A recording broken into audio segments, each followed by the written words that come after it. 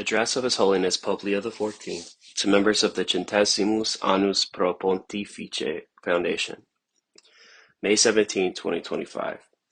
Good morning, everyone. Dear brothers and sisters, welcome. I thank the President and members of the Centesimus Annus pro Pontifice Foundation, and I greet all of you who are taking part in this annual International Conference and General Assembly. The theme of this year's conference, Overcoming Polarizations and Rebuilding Global Governance, the Ethical Foundations, speaks to us of the deepest purpose of the Church's social doctrine as a contribution to peace and dialogue in the service of building bridges of universal fraternity. Especially in this Easter season, we realize that the risen Lord always goes before us, even at times when injustice and death seem to prevail. Let us help one another, as I said on the evening of my election, quote, to build bridges through dialogue and encounter, joined together as one people, always at peace, end quote. This is not something that happens by chance, but is rather an active and continuous interplay of grace and freedom, one that our meeting today seeks to respect and support. Pope Leo XIII, who lived in an age of momentous and disruptive change, sought to promote peace by encouraging social dialogue between capital and labor, technology and human intelligence, and different political cultures and nations. Pope Francis spoke of a polycrisis in describing the dramatic nature of our own age, marked by wars, climate change, growing inequalities, forced and contested migration, stigmatized poverty, disruptive technological innovations, job insecurity, and precarious labor rights. That's from Pope Francis's message to participants in the General Assembly of the Pontifical Academy for Life on March 3, 2025. On such important issues, the Church's social doctrine is called to provide insights that facilitate dialogue between science and conscience, and thus make an essential contribution to better understanding, hope, and peace.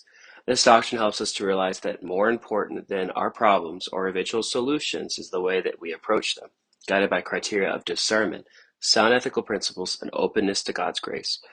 You have the opportunity to show that the Church's social doctrine, with its specific anthropological approach, seeks to encourage genuine engagement with social issues. It does not claim to possess a monopoly on truth, either in its analysis of problems or its proposal of concrete solutions.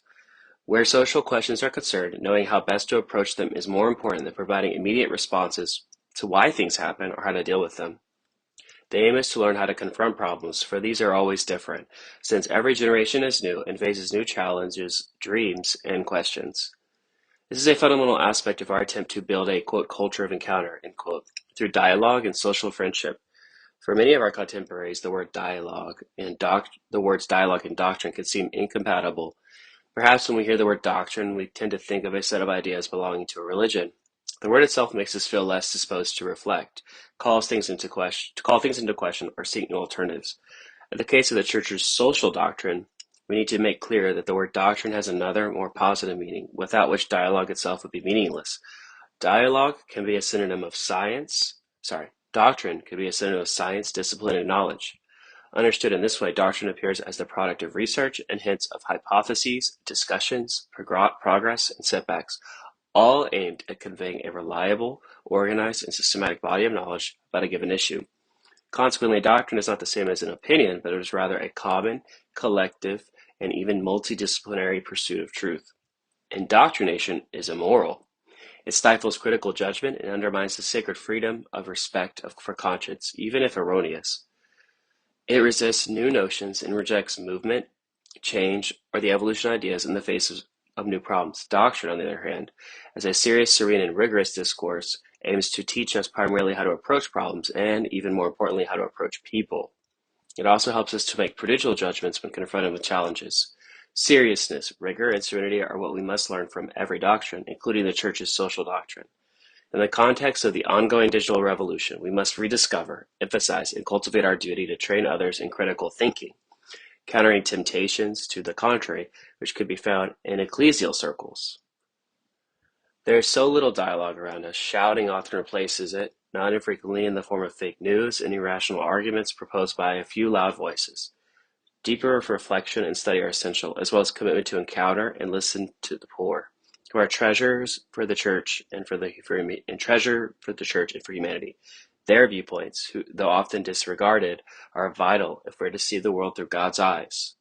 Those born and raised far from centers of power should not merely be taught the Church's social doctrine. They should also be recognized as carrying it forward and putting it into practice.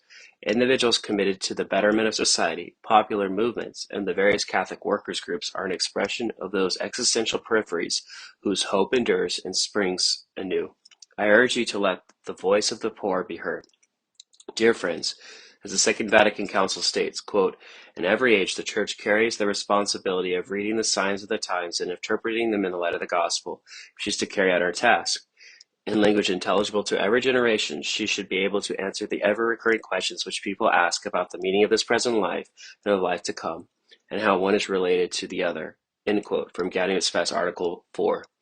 I invite you then to participate actively and creatively in this discernment process and thus contribute with all God's people to the development of the Church's social doctrine in this age of significant social changes, listening to everyone and engaging in dialogue with all. In our day, there's a widespread thirst for justice, a desire for authentic fatherhood and motherhood, a profound longing for spirituality, especially among young people and the marginalized who do not always find effective means of making their needs known.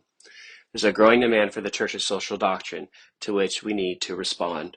I thank all of you for your commitment and for your prayers for my ministry, and I cordially bless you and your families and all that you do. Thank you.